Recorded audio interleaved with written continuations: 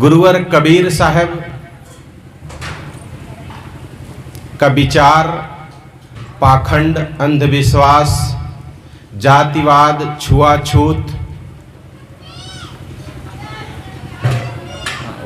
जादू, टोना, चमत्कार, इन सब को नहीं मानता था।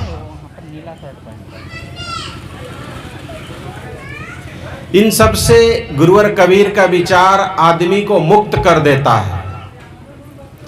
आज का समाज 90% इन सब मान्यताओं में बंधा है, परेशान है।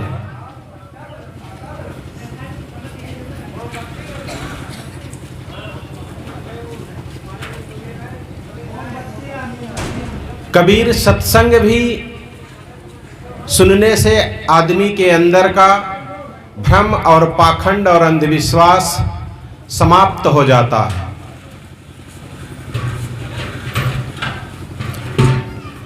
हर आदमी जब से जन्म लेता है तब से वो क्या चाहता है?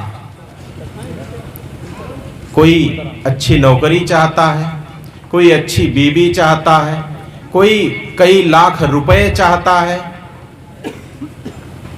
कोई मकान चाहता है, कोई अच्छी गाड़ी चाहता है। लेकिन उस चाहने के पीछे एक और चाह होती है, वो है सुख। ये सब काम आदमी करता है, प्राप्त करना चाहता है, उसके पीछे उसकी क्या चाहना है? सुखमय जीवन। संत लोग कहते हैं शांतिमय जीवन, आनंदमय जीवन। चाहे राजा हो, चाहे रंक हो, चाहे भिखारी हो, चाहे वकील हो, चाहे इंजीनियर हो, डॉक्टर हो, हर कार्य करता है किसके लिए? सुख के लिए। चोर चोरी करता है सुख के लिए। एक आदमी दान करता है सुख के लिए, अपना परमार्थ अच्छा बनाने के लिए। लेकिन बंधुओं, बाल तो सफेद हो गए, अब तो चलने का टाइम आ गया। सुख का दर्शन हुआ? क्यों नहीं हुआ? आखिर हम सब जाना चाहते हैं यहां से लखनऊ, और जब से होश संभाले तब से लखनऊ के लिए चल दिए हैं। बात सही है कि नहीं? सुख चाहते हैं, सुख के लिए हम चल रहे हैं। शादी विवाह, गौना, बारात, नाचे, बाजा गाजा, दूल्हा दुल्हन सब बने।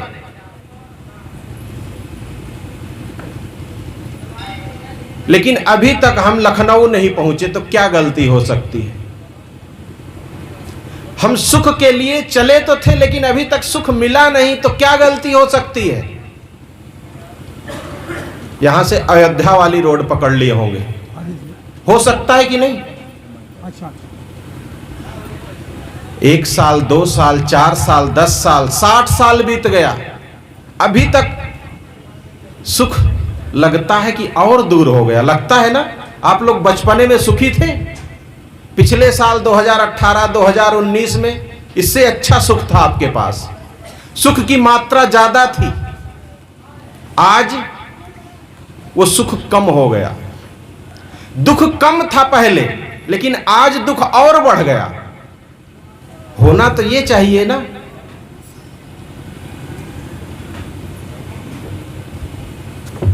होना तो ये चाहिए कि जिस चीज को आदमी चाहता है वो बढ़ती जाए। लेकिन हुआ हमारे साथ कुछ उल्टा। हम नवयुवक थे, नौजवान थे, सुख की चाह थी, सोचे शादी कर ले। सबके मन में था ना? शादी किए, सुख मिला नहीं, दुख और बढ़ गया। हुआ ना यही? सोचे बच्चे पैदा कर ले, शायद पत्नी को नहीं समझ पाई हमको, शायद बच्चे समझदार हों। सुख के लिए बच्चों को पैदा किए, लाइन लगा दिए, 2, 3, 4, 5, 6। आज वही बच्चे कहा नहीं मानते। हमने सारे क्रियाकलाप सुख के लिए किए, लेकिन वो सारे क्रियाकलाप हमें सुख की ओर तो नहीं ले गए, लेकिन दुख जरूर बहुत भर दिए हमारे जीवन में। सुख नहीं मिला, बस हम जो चाहे वो तो मिलता गया। शादी करना चाहते थे, शादी हो गई। बच्चे चाहते थे, बच्चे हो गए। पैसा चाहते थे, पहले हम 100 रुपया कमाते थे, आज 1500 कमाते हैं, वो भी मिला। पहले हम छोटे घर में झोपड़ी में रहते थे, आज पक्के मकान में रहते हैं। सारी चीज होने के बावजूद भी सुख क्यों नहीं मिला आखिर? संत जन एक उदाहरण देते हैं, शायद उसे आप समझ जाएंगे तो मैं क्या कहना चाहता हूं वो आप सब आसानी से जान पाएंगे। एक गांव में मेला लगा था, जानते होंगे आप लोग, सब देहात से हैं यहाँ, तो मेला गांव में लगता है तो सब बच्चे कितना उत्साहित हो जाते हैं कि आज मेला लगा है, मेला जाएंगे, गुब्बारे खरीदेंगे, चश्मा खरीदेंगे, मिठाइयाँ खरीदेंगे। होता है कि नहीं? एक बच्चा उसी गांव में था जिसकी माँ बहुत गरीब थी। सब बच्चे नए नए कपड़े पहन करके मेला जा रहे थे। वो भी बच्चा सुना मेला लगा है, छोटा बच्चा, वो भी कहा मैं भी मेला जाऊंगा। उसे क्या पता मेरी माँ गरीब है, उसके पास पैसे नहीं है। वो भी माँ से जिद करने लगा, हमारे सभी साथी सभी संगी मेला जा रहे हैं, मैं भी मेला जाऊंगा। माँ अगर कहे कि बेटा मेरे पास पैसा नहीं है तो क्या वो मान जाएगा? वो तो और रोएगा और छटपटाएगा, नहीं मुझे मेला जाना है। उसे क्या मतलब तुम्हारे पास पैसा है कि नहीं? बच्चा रोने लगा, मैं भी मेला जाऊंगा। अब ऐसी स्थिति में न ठीक से कपड़ा न कुछ, फिर भी माँ कहती है मेला देखने में पैसा थोड़ी ना लगता है,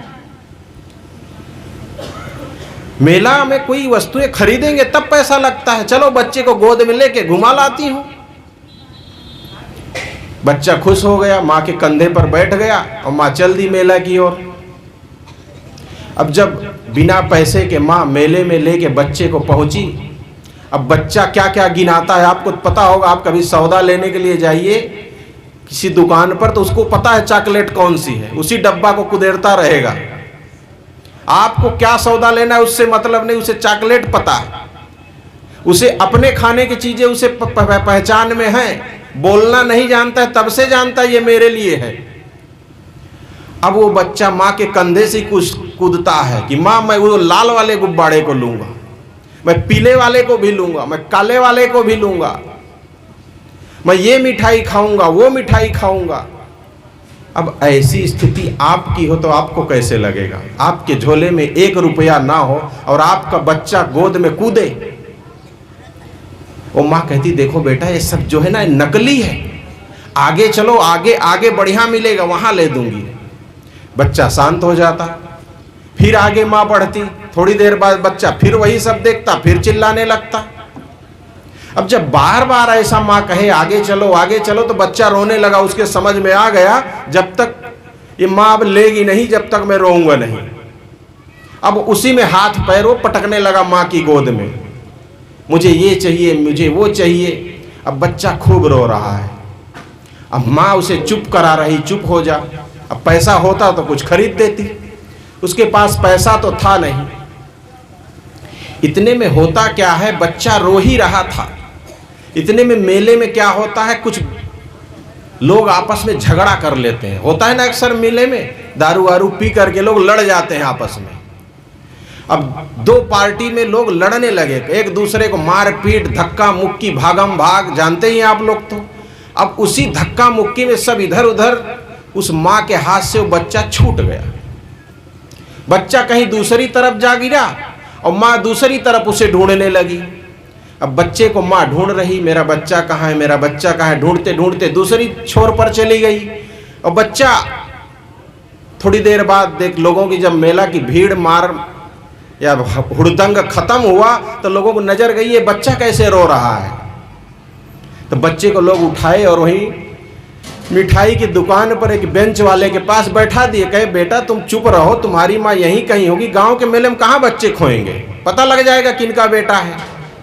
बच्चे को बैठा दिए।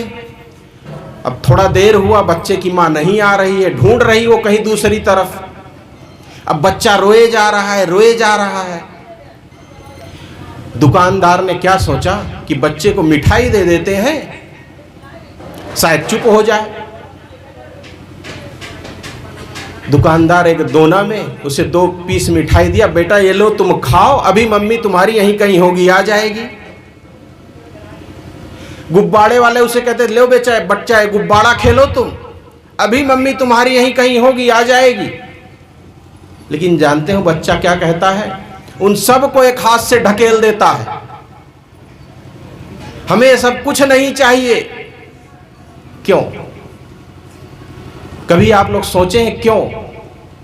अभी वही बच्चा कुछ मिनट पहले इन्हीं गुब्बारे और मिठाइयों के लिए रो रहा था, और ये कुछ ऐसी समय परिस्थिति बनी कि वो सब फ्री में मिल रहे हैं। अब होता है कि नहीं होता है ऐसा?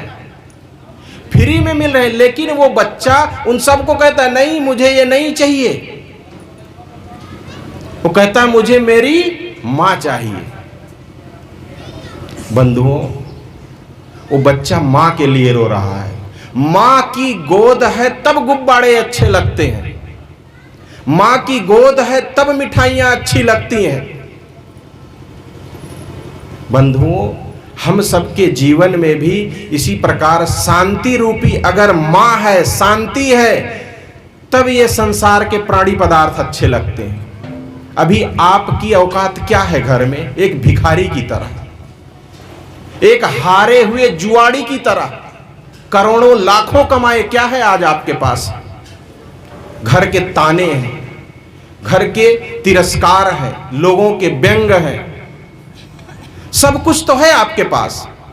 वो बच्चा कोई और नहीं है, ये ध्यान दीजिए। वो बच्चा यहां बैठा हर व्यक्ति है, बस अंतर क्या है कि वो बच्चा अपनी मां के लिए रो रहा है और हम हैं कि रो नहीं रहे हैं अपनी शांति रूपी मां के लिए।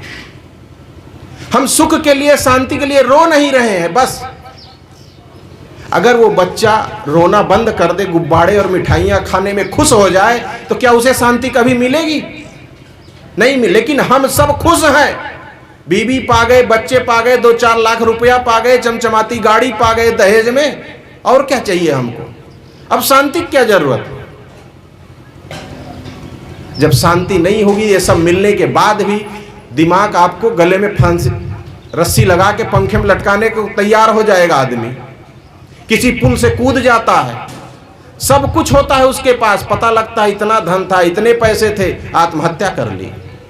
होता है ना, बड़े बड़े लोग मर जाते हैं, उनके पास सब कुछ होता है। ये वही लोग हैं, ये वही बच्चे हैं जो मिठाइयां और लवन चूस पा के खुश हो जाते हैं।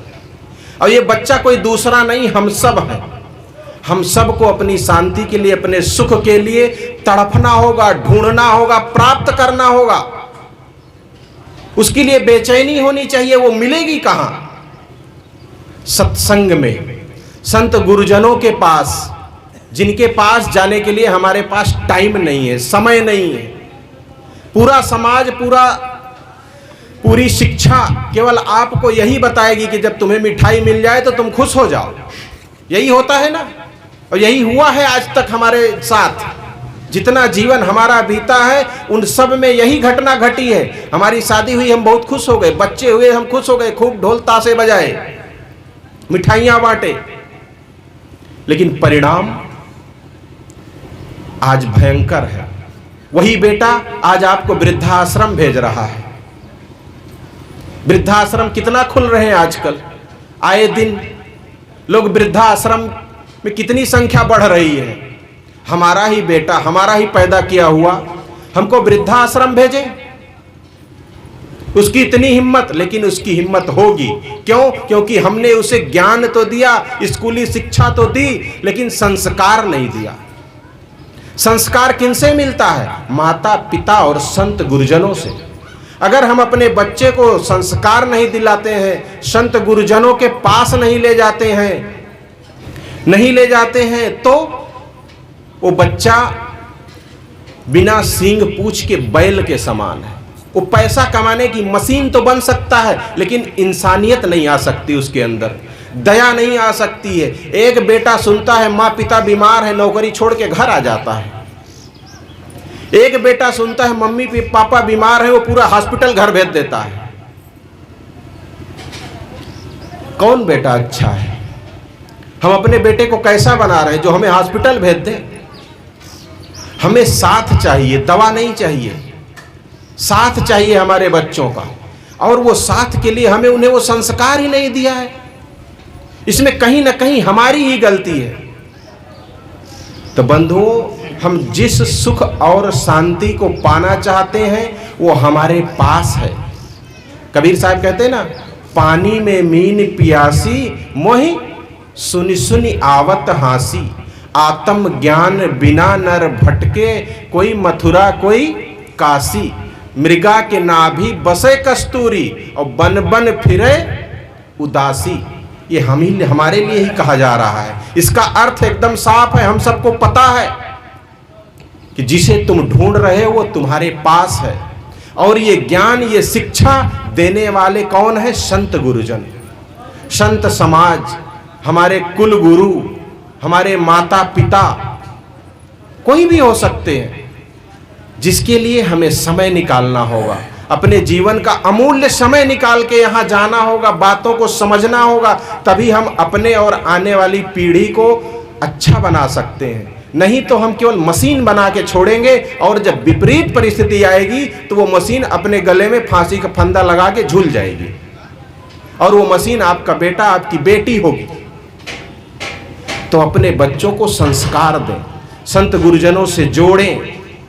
यही गुरुवर कबीर और संत जनों का उपदेश है कि हमारे जीवन में सुख शांति बढ़े, उसके लिए कुछ उपाय करें। सत्संग, भजन, अध्यात्म में रुचि लें। बस इतना ही कहकर मैं अपनी बात को समाप्त करता हूँ। मेरा समय पूरा हुआ। बोलिए सद्गुरुदेव की जय।